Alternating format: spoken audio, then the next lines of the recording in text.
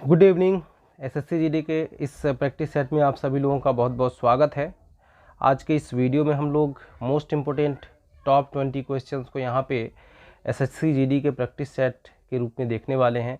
तो आप इस वीडियो को पूरा जरूर देखिएगा, सारे के सारे क्वेश्चंस को अटेम्प्ट कीजिएगा और लास्ट में मुझे कमेंट करके ज़रूर बताइएगा कि आपने कितने क्वेश्चंस सही किए हैं। ठीक है, तो आपका इस तरीके से रोज़ का रोज़ कुछ ना कुछ क्वेश्चंस आपके खाते में जुड़ते जाएंगे और आपकी तैयारी भी होती जाएगी। साथ ही साथ आपको ये पता चलता रहेगा कि अभी आपकी तैयारी कितनी है। ठीक है, पढ़ना तो आपको है ही है, पढ़ते रहिए, बुक्स लीजिए, बहुत सारी बुक्स अवेलेबल है मार्केट में, साथ में वीडियोज़ को देखते रहिए, कहीं ना कहीं से आप ज्ञान अर्जन करते रहिए। ठीक है, और इस प्रैक्टिस सेट को भी सॉल्व करते रहिए।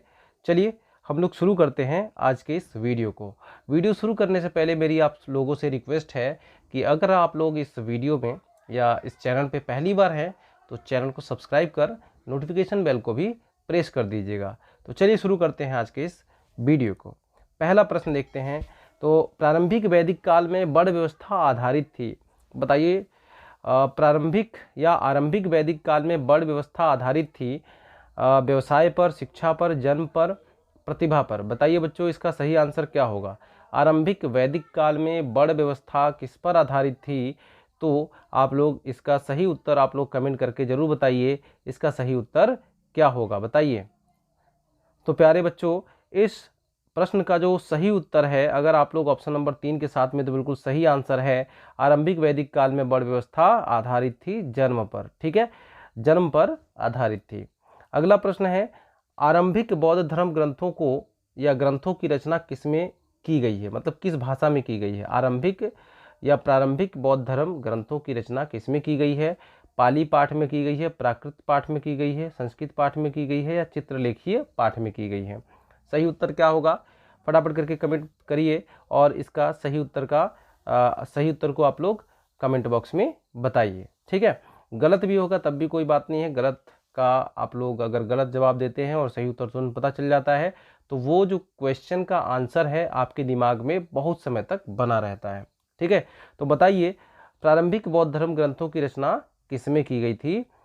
यहाँ पर सही उत्तर क्या होगा आप लोगों को बताना है। तो प्यारे बच्चों, इसका सही उत्तर है ऑप्शन नंबर 1, पाली पाठ में की गई थी। ठीक है, प्रारंभिक बौद्ध धर्म ग्रंथों की रचना किसमें की गई थी?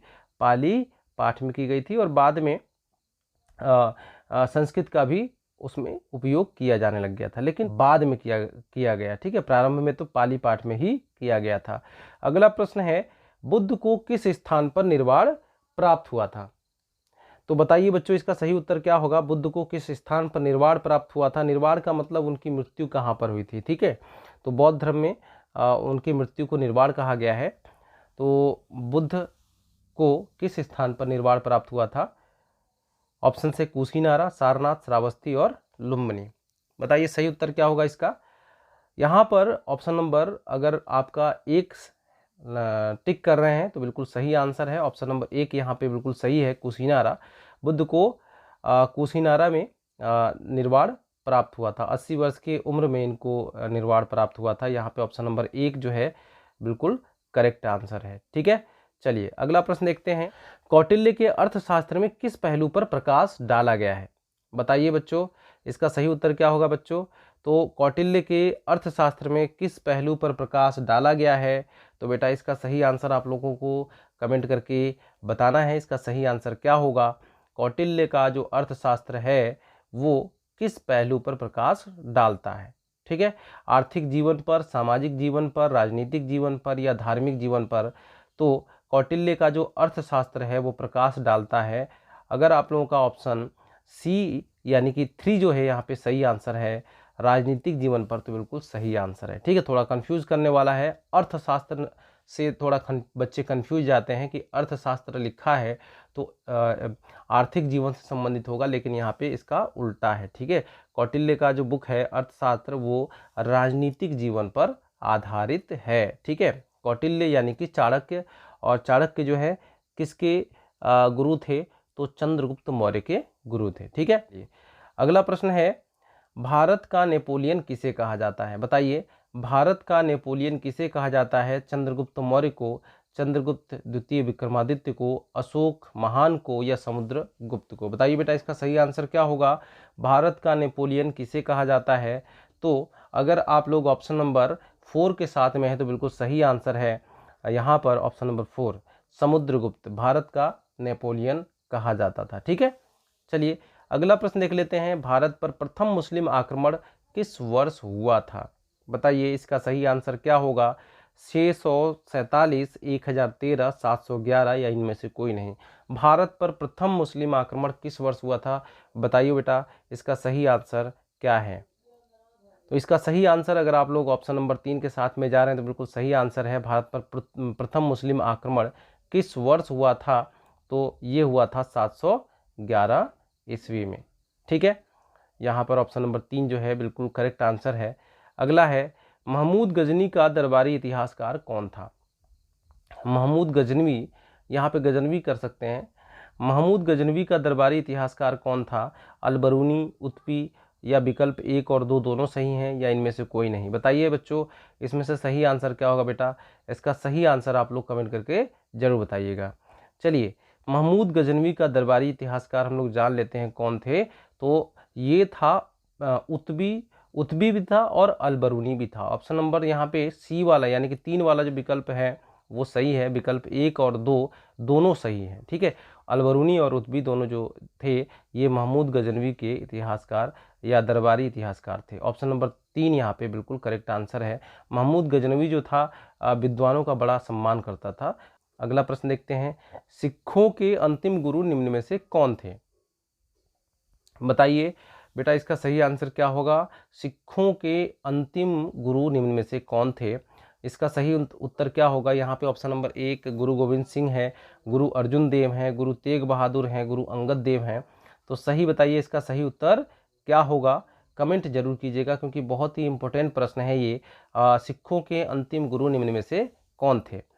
सही उत्तर अगर आप लोग ऑप्शन नंबर 1 के साथ में जा रहे तो बिल्कुल सही आंसर है। गुरु गोविंद सिंह सिखों के अंतिम यानी कि 10वें गुरु थे। 9वें गुरु कौन थे? तो गुरु तेग बहादुर थे। और सिखों के पहले गुरु, ठीक है, प्रवर्तक जिसे कहते हैं, सिख धर्म के प्रवर्तक या सिखों के पहले गुरु कौन थे? तो गुरु नानक देव जी थे। ठीक है, अगला प्रश्न देख लेते हैं। निम्न में से कौन सा भारत आने वाला पहला अंग्रेज जहाज था?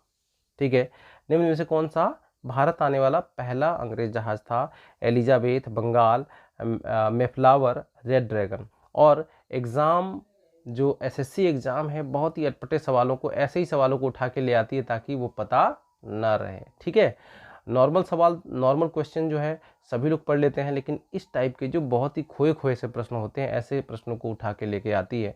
तो आप लोग यहाँ पे ऐसे प्रश्नों को भी जरूर देखिएगा जो बहुत ही खोए खोए से होते हैं। ठीक है, तो निम्न में से कौन सा भारत आने वाला पहला अंग्रेज जहाज था?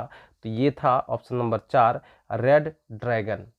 ठीक है, रेड ड्रैगन जो है भारत आने वाला पहला अंग्रेज जहाज था। अगला प्रश्न है, निम्नलिखित में से किसने 1793 में बंगाल की चिर स्थायी बंदोबस्त की शुरुआत की? बहुत ही इंपॉर्टेंट प्रश्न है। 1793 में बंगाल की चिरस्थायी बंदोबस्त की शुरुआत किसने की थी? तो इसका सही आंसर आप लोगों को पता है तो कमेंट में जरूर बताइएगा। ठीक है, फिलहाल मैं आप लोगों को यहाँ पे इसका राइट आंसर बता देता हूँ। अगर आप लोग ऑप्शन नंबर 1 के साथ में तो बिल्कुल सही आंसर है आपका लॉर्ड कॉर्नवालिस। ठीक है, 1793 में बंगाल की चिरस्थायी बंदोबस्त की शुरुआत की थी। इसमें क्या था?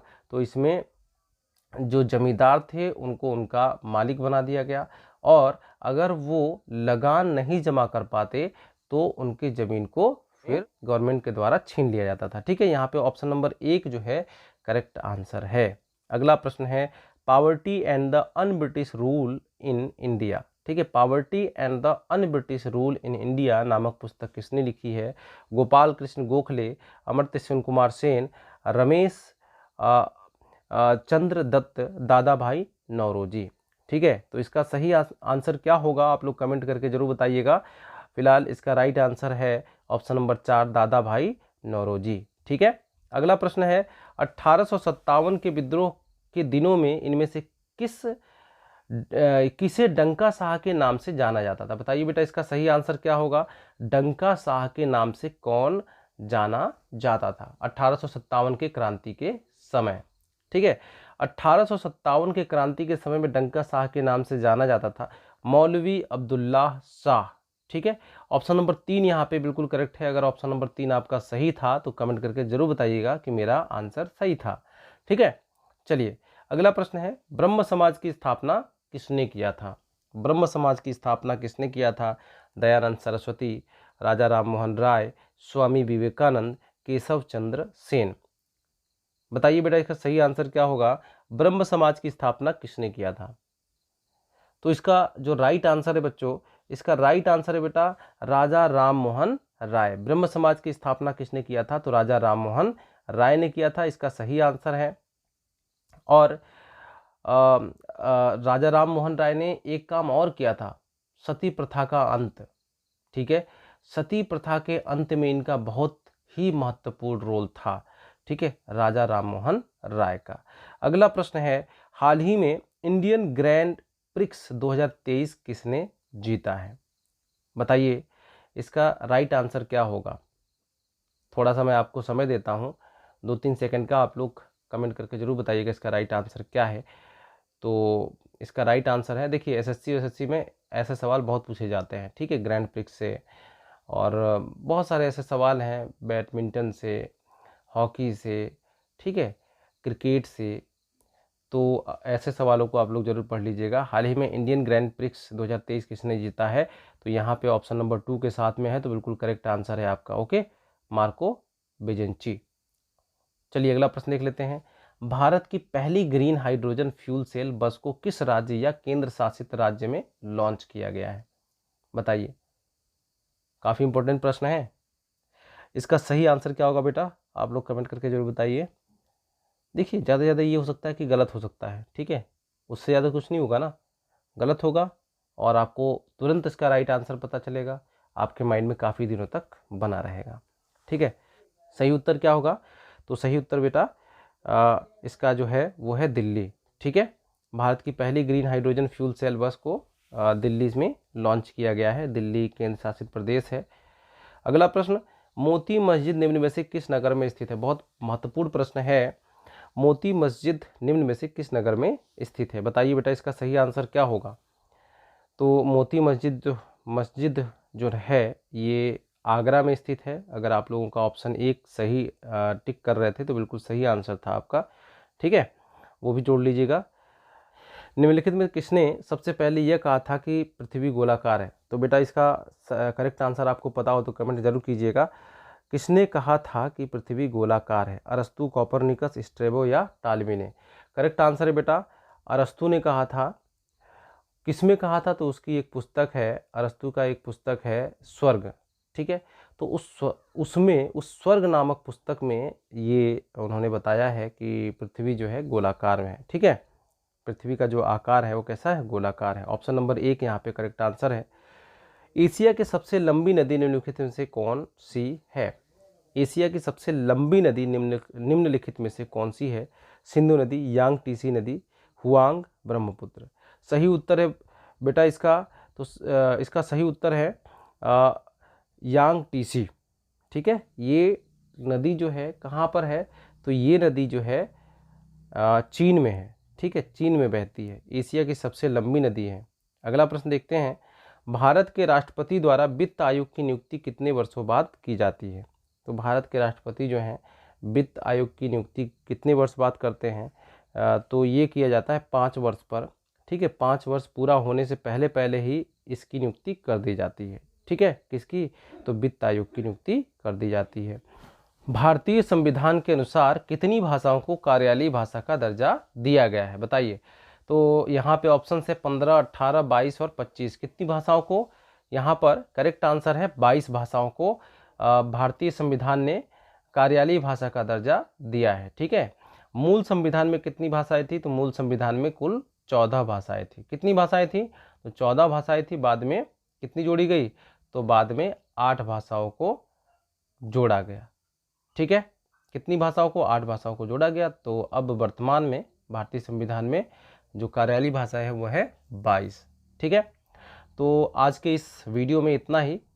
उम्मीद करता हूँ कि ये वीडियो आपको पसंद आई होगी। वीडियो पसंद आए तो वीडियो को लाइक जरूर कर दीजिएगा, चैनल को सब्सक्राइब कर लीजिएगा, नोटिफिकेशन बेल को भी प्रेस कर दीजिएगा, और वीडियो अच्छी लगे तो दोस्तों में शेयर भी कर दीजिएगा। ठीक है, चलिए मिलते हैं अगले वीडियो में, तब तक के लिए बाय बाय, टेक केयर।